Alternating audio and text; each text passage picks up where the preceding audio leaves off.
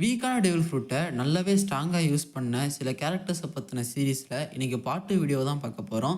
Part 1 வீடியோவை நீங்கள் யாரும் பார்க்கலனா மறக்காமல் போய் பார்த்துட்டு வாங்க. அதோட லிங்க்கு நம்மளோட ஐகானில் கொடுத்துருக்கேன். நீங்கள் பார்த்துருக்கிறது வீப் டிவி. அப்புறம் சேனலில் பார்க்குற புது வீப்ஸ் யாராவது இருந்தீங்கன்னா மறக்காமல் நம்ம சேனலை சப்ஸ்கிரைப் பண்ணிவிடுங்க. அப்போ தான் நம்ம போடுற வீடியோஸ்லாம் அவங்கள வந்து சேரும். வாங்க வீப்ஸ், டைம் வேஸ்ட் பண்ணாமல் வீடியோக்குள்ளே போயிடலாம். அந்த வகையில் ஃபஸ்ட்டு நம்ம பார்க்க போகிற கேரக்டர் வந்து ப்ராஸ்பெரோ தான்.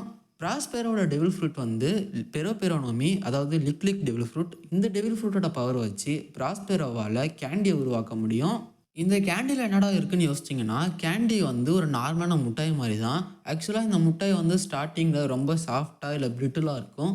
எனிமீஸ் வந்து இதை ஈஸியாகவே உடச்சிடலாம். பட் ஆனால் ப்ராஸ்பெரோ வந்து அவனோட இன்டெலிஜென்ஸ் அப்புறமா அவனோட ட்ரைனிங்கை யூஸ் பண்ணி இந்த கேண்டியை ரொம்பவே ஹார்டாக்கி யூஸ் பண்ணுவான். அது மட்டுமே இல்லாமல் அவன் கைவசம் பல டெக்னிக்ஸுமே வச்சுருப்பான். இதில் சில டெக்னிக்ஸ் நம்ம பார்த்தோம்னா, சில கேண்டியை வந்து எனிமிஸோட வாயில் போட்டு அந்த கேண்டியை வந்து பெருசாக வச்சு அவங்களோட இன்டர்னல் ஆர்கன்ஸை டிஸ்ட்ராய் பண்ணுறதா இருக்கட்டும், இல்லை எனிமீஸை ஃபுல்லாகவே கேண்டியை வச்சு மூடுறதா இருக்கட்டும், இது மாதிரி பல வித்தையை காட்டுவான். அப்புறம் மற்றவங்களோட அட்டாக்ஸை டிஃப்ளெக்ட் பண்ணுற கேண்டி வாலாக இருக்கட்டும், இல்லை மற்றவங்கள வந்து தன்னோட கேண்டியை வச்சு க்ளோஸ் பண்ணுற கேண்டி மெய்டனாக இருக்கட்டும், இது மாதிரி இவன் கேண்டியை வச்சுட்டு பல அட்டாக்ஸை உருவாக்கியிருப்பான். லாஸ்ட்டாக தண்ணி மேலே நவுறதுக்கு கூட கேண்டி வேவுன்னு சொல்லிட்டு ஒரு மேட்டரை உருவாக்கியிருப்பான். டெவில் ஃப்ரூட்டோட பவர்ஸ் வந்து பார்த்திங்கன்னா சாதாரணமாகவே தண்ணியில் வந்து வீக் ஆகிடும். ஆனாலுமே அந்த தண்ணி மேலேயே ப்ராஸ்பெரோ வந்து அழகாக இந்த டெவில் ஃப்ரூட்டோட பவர் வச்சுட்டு போயிட்டு இருப்பான். ப்ராக்டிக்கலாக பார்த்தோம்னா இந்த டெவில் ஃப்ரூட் வந்து one of the weakest devil fruit. ஆனால் ப்ராஸ்பெரோ வந்து இதை அவ்வளோ சூப்பராக யூஸ் பண்ணியிருப்பான். இன்ஃபேக்ட் ஒரு பேரமிஷா டெவில் ஃப்ரூட்டை ஒரு லோகியா டெவில் ஃப்ரூட் ரேஞ்சுக்கு யூஸ் பண்ண ஒரு கேரக்டர்னா அது நம்ம ப்ராஸ்பெரோ தான். இதுக்கடுத்து தான் நம்ம பார்க்க போகிறது ப்ராஸ்பெரோட தம்பியான காட்டாக்குரியோட டெவில் ஃப்ரூட் தான். காட்டாக்குரியோட டெவில் ஃப்ரூட் வந்து மோச்சி மோச்சி டெவில் ஃப்ரூட். அதாவது இந்த மோச்சியை வச்சு ஒரு ஜாப்பனீஸ் ரைஸ் கேக்கை உருவாக்க முடியும். இதுவுமே வந்து பார்த்தீங்கன்னா ஒரு பேரமிஷா டெவில் ஃப்ரூட்டு தான். ஆனாலுமே காட்டாக்குரி இதை ரொம்பவே சூப்பராக யூஸ் பண்ணியிருப்பான். அண்ணனும் தம்பியுமே வந்து பார்த்தீங்கன்னா ஒரு பேரமிஷா டெவில் ஃப்ரூட்டை ஒரு லோகியா டெவில் ஃப்ரூட் ரேஞ்சுக்கு யூஸ் பண்ணியிருப்பாங்க. காட்டாக்குரி வந்து தன்னோட ஃபியூச்சர் ஹைட்டை யூஸ் பண்ணி ஆப்போனன்ட்ஸ் அடிக்க வர அட்டாக்ஸை டிஃப்ளெக்ட் பண்ணுறதுக்காக தன்னோட பாடியை வந்து மோச்சியாக ஷேப் பண்ணிவிடுவான். இது மூலயமாவே ஆப்போனன்ட்ஸ் அடிக்கிற எந்த அடியுமே காட்டாக்குரி மேலே விழாது.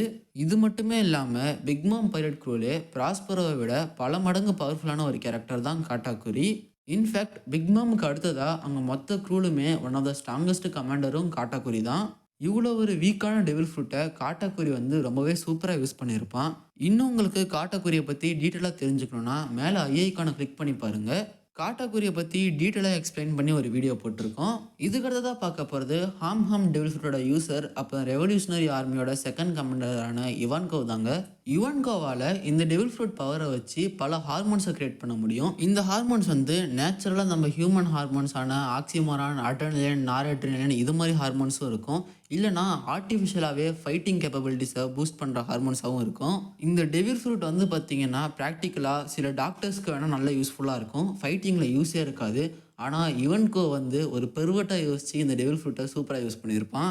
ஏன்னா யோசிச்சு பாருங்களேன், ஒரு பெர்வெட்டால் தான் ஒரு பெர்வெட் டெவில் ஃப்ரூட்டை நல்லா யூஸ் பண்ண முடியும். மெரைன் ஃபோர்ட் ஆர்க்லையுமே வந்து பார்த்தீங்கன்னா இவன்கோ வந்து இந்த டெவில் ஃப்ரூட்டை ரொம்பவே சூப்பராக யூஸ் பண்ணியிருப்பான். இதை விட ஒரு சூப்பரான மேட்டர்னா அவன் வந்து அவன் ஃபேஸை வந்து பல மடங்கு என்லார்ஜ் பண்ணிவிட்டு அந்த டெத்திங்க்கு யூஸ் பண்ணுறது தான். இதுக்கடுத்து தான் நம்ம பார்க்க போகிறது டோஃபியோட இட்டோனோமி, அதாவது ஸ்ட்ரிங் டெவில் ஃப்ரூட். நீங்கள் வேணால் நினைக்கலாம், என்னடா டோஃபி அவ்வளோ பெரிய வார்லாடு, லூஃபிக்கே அவ்வளோ டஃப்பு கொடுத்துருப்பான், அவனோட டெவில் ஃப்ரூட்டை வீக்குன்னு சொல்கிறேன்னு. ஆனால் யோசிச்சு பாருங்களேன், அந்த டெவில் ஃப்ரூட்டை டோஃபி யூஸ் பண்ணதுனால தான் அந்த டெவில் ஃப்ரூட்டை பவர் நம்மளுக்கு தெரிஞ்சிச்சு. இதே அந்த டெவில் ஃப்ரூட்டை வேறு ஏதாவது வீக்கான கேரக்டர் யூஸ் பண்ணியிருந்தா டோஃபி அளவுக்கு அந்த டெவில் ஃப்ரூட்டை ஒழுங்காக யூஸ் பண்ணியிருக்க முடியாது. ஏன்னா யோசிச்சு பாருங்களேன், ஒரு ஸ்ட்ரிங்கை வச்சுக்கிட்டு என்ன பண்ண முடியும், நூலை வச்சுட்டு நூல் கண்டு தான் உருவாக்க முடியும். ஆனால் டோஃபி வந்து என்னென்னத்தையோ பண்ணியிருப்பான். லிட்டரலாக அவனுக்கு ஈக்குவலாக ஒரு க்ளோனை உருவாக்கியிருப்பான். டோஃபி வந்து அவனோட ஸ்ட்ரிங்ஸை ஒரு முடி அளவுக்கு அவ்வளோ ஸ்மாலாகவும் க்ரியேட் பண்ண முடியும். இல்லைனா ஒரு பெரிய பில்லர் அளவுக்கு கூட க்ரியேட் பண்ண முடியும்.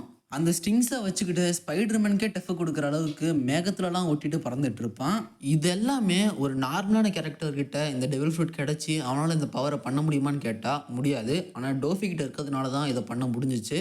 அதனால தான் டோஃபி வந்து எப்பயுமே ஒன் பீஸில் ஒன் ஆஃப் த ஸ்ட்ராங்கஸ்ட் கேரக்டர்ஸில் இருப்பான். இதுக்கடுத்து தான் நம்ம பார்க்க போகிறது நேவி வைஸ் அட்மிரலான சுருவோட devil fruit wash devil fruit தான். இந்த டெவில் ஃப்ரூட் வந்து பார்த்தீங்கன்னா ப்ராக்டிக்கலி யூஸ்லெஸ் டெவில் ஃப்ரூட் தான். இந்த டெவில் ஃப்ரூட்டை வச்சு யூசர் வந்து மற்றவங்கள வாஷ் பண்ணி பட முடியும். இப்படி வாஷ் பண்ணுறது மூலயமா அவங்களோட மனசை வந்து டெம்பரரியாக சுத்தப்படுத்த முடியும். எக்ஸாம்பிளுக்கு வந்து இப்போ நான் யாரையாவது கொல்ல பண்ணணும்னு நினச்சா அவங்க என்னை வாஷ் பண்ணி போகிறது மூலயமா நான் அவங்கள கொல்ல போகணுங்கிற இதுவே மறந்துடுவேன். ஆனாலுமே இந்த டெவில் ஃப்ரூட்டோட பவர் ஓரளவுக்கு டெம்பரவரியாக தான் இருக்கும். ஆனால் சுரு வந்து பார்த்தீங்கன்னா, இந்த டெவில் ஃப்ரூட்டை எப்படி யூஸ் பண்ணாங்கன்னு நம்மளுக்கு அனிமில சொல்லலை. ஆனாலும் அவங்களோட பொட்டன்ஷியலை வச்சுக்கிட்டு, இந்த டெவில் ஃப்ரூட்டோட பவரை வச்சுக்கிட்டு, நேவி வைஸ் அட்மிரல் ஆயிருக்காங்கன்னா, அவங்க கிட்ட ஏதோ ஒரு பவர் இருக்குன்னு தான் உண்மை.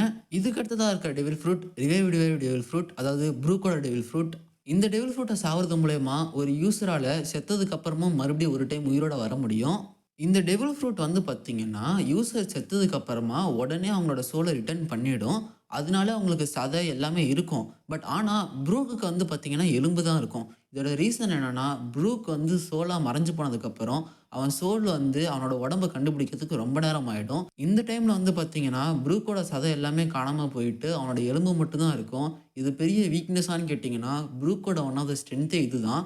ஏன்னா, இவன் போன்ஸா இருக்கிறதுனால தான் மத்தவங்களோட அட்டாக்ஸ் வந்து இவனோட போன்ஸ்ல இருக்க அந்த ஹோல்ல பாஸ் ஆகுறதா இருக்கட்டும், இல்ல ப்ரூக் வந்து அவன் எலும்ப கழட்டி மாட்டுறதா இருக்கட்டும், இல்ல தண்ணீல ஃபாஸ்ட்டா ஓடுறதா இருக்கட்டும், இது மாரி எல்லா சேட்டையுமே பண்ணிட்டுருப்பான்.